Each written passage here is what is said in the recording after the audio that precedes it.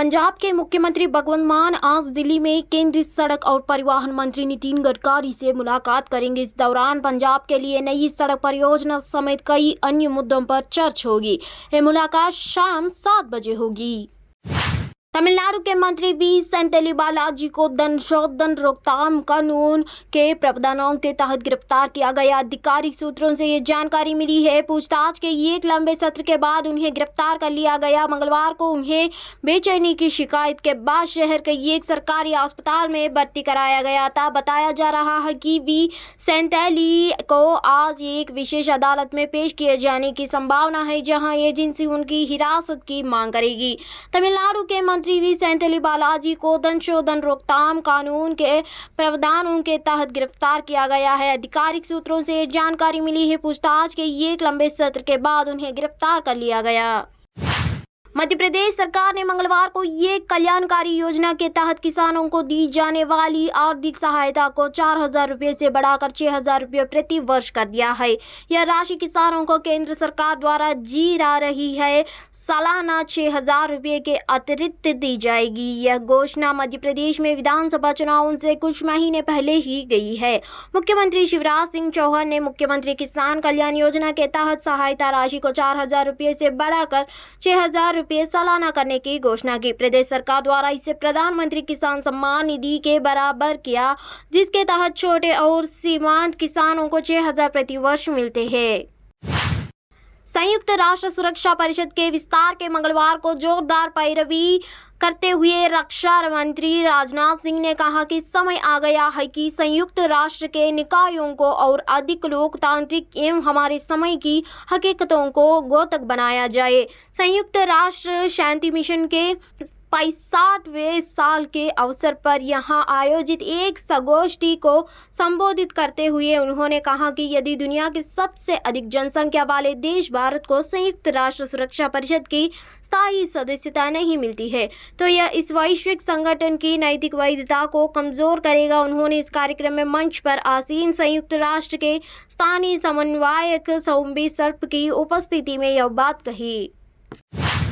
भारत में संयुक्त राष्ट्र के रेजिडेंट कोऑर्डिनेटर शोम्बी शर्प ने मंगलवार को कहा कि प्रधानमंत्री नरेंद्र मोदी 21 जून को अंतर्राष्ट्रीय योग दिवस के मौके पर संयुक्त राष्ट्र सचिवालय में योग सत्र की अगुवाई करेंगे। संयुक्त राष्ट्र शांति स्थापना के 75 पूरे होने के मौके पर यहां आयोजित एक संगोष्ठी की इतर पीटीआई भाषा से बातचीत में उन्होंने यहां भी कहा कि 2015 से दुनिया ने सही मायने में अंतर्राष्ट्रीय योग दिवस को अपनाया है। शर्प ने कहा प्रधानमंत्री मोदी 21 जून को संयुक्त राष्ट्र सचिवालय में योग सत्र का नेतृत्व करेंगे। उन्होंने कहा योग का महत्व हर कोई समझ गया। यह उन लोकप्रिय अंतर्राष्ट्रीय दिनों में से एक है और वास्तव में बहुत सी चीज़ों का प्रतीक है। उन्होंने कहा कि योग ने कोविड-19 महामारी जैसे कठिन समय में लोगों की मदद की। इससे पहले शर्प ने संगोष्ठी के दौरान संयुक्त राष्ट्र महासचिव एंटोनियो गुतेरेस का एक संदेश पढ़ा। संदेश पढ़ने के बाद उन्होंने दशकों से संयुक्त राष्ट्र शांति स्थापना में योगदान के लिए भारत को धन्यवाद किया। केरल उच्च न्यायालय ने कहा कि कानून लिव इन रिलेशनशिप को विवाह के तौर पर मान्यता नहीं देता है। यह पर्सनल लॉ या धर्मनिरपेक्ष कानूनों को अनुसार होने वाली विवाहों को ही वैध मानता है। न्यायमूर्ति ये मोहम्मद मुश्ताक और न्यायमूर्ति सोफी थॉमस की पीठ ने कहा कि इसलिए किसी समझौते के आधार पर एक नाथ रहने वाले जोड़ा न तो विवाह होने का दावा कर सकता और न ही उसके आधार पर तलाक का अनुरोध कर सकता। पीठ का यह फैसला एक अंतरधार्मिक जोड़ों की अपील और आया। उक्त जोड़ों ने इस परिवार अदालत के आदेश के खिलाफ अपील दायर की थी, जिसने तलाक के अनुरोध वाली उनकी याचिका इस आधार पर खारिज कर दी थी कि उनका विवाह विशेष विवाह अधिनियम के तहत नहीं हुआ। बृजभूषण शरण सिंह के खिलाफ पहलवानों के आंदोलन के बीच भारतीय कुश्ती महासंघ के चुनाव की तारीख का ऐलान हो गया। 6 जुलाई को कुश्ती संघ का चुनाव होगा। चुनावी प्रक्रिया के तहत निर्वाचक मंडल के लिए नाम देने के लिए आखिरी तारीख 19 जून तय की गई है। इसके बाद 22 जून को तैयारी कर सूची जारी की जाएगी। बता दें कि बृजभूषण शरण सिंह के 2019 में तीसरी बार WFI के अध्यक्ष बन चुके हैं। भारतीय कुश्ती महासंघ के ओर से जारी प्रेस रिलीज के मुताबिक मुताबिक चुनाव के लिए नामांकन दाखिल करने की अंतिम तिथि 23 जून होगी। वही नामांकन का प्रदर्शन 27 जून को किया जाएगा। इसके बाद 28 जून को नामांकन पत्रिका जांच की जाएगी। इस दिन ही लिस्ट भी जारी कर दी जाएगी। 28 जून से लेकर 1 जुलाई तक नामांकन वापस लिए जा सकेंगे। इसके बाद 6 जुलाई को चुनाव होगा। दिल्ली के ज्योति नगर निवासी और चर्चित दवा कारोबारी को भारतीय जनता पार्टी के एक विधायक के नाम पर हत्या कराने की साजिश रचना उल्टा पड़ गया है। इसका नतीजा यह निकाला कि दिल्ली पुलिस ने मामले की तहकीकात के बड़ा दवा कारोबारी बंसत गोयल और उसके एक सहयोगी को साजिश रचने के आरोप में गिरफ्तार कर लिया। चौंकाने वाली बात यह है कि बीजेपी विधायक को फंसाने के लिए कारोबारी ने अपने ही दफ्तर पर फायरिंग करवाई और इसकी जानकारी पुलिस को दी। ज्योति नगर के रहने वाले दवा कारोबारी ने पहले बीजेपी विधायक पर 2 करोड़ ही उगाही का आरोप लगाया। इससे बात नहीं बनने पर उसने अपने ही ऑफिस पर विधायक को फंसाने के लिए फायरिंग भी करवाई। इसकी सूचना दिल्ली पुलिस को दी। कारोबारी बंसत गोयल इलाके के जाना पहचाना केमिस्ट है। जानकारी के मुताबिक बंसत गोयल का कुछ महीने से इलाके की बीजेपी विधायक जितेंद्र महाजन से तथाकथित विवाद चल रहा था। मध्य प्रदेश में विधानसभा चुनाव से पहले सियासी दौरों का दौर शुरू हो गया। बीते दिनों कांग्रेस महासचिव प्रियंका गांधी वाड्रा ने जबलपुर में सभा की थी। अब प्रधानमंत्री नरेंद्र मोदी आगामी 27 जून को राज्य का दौरा करेंगे। अमेरिका से लौटने के बाद पीएम मोदी का अगला दौरा भोपाल का होगा।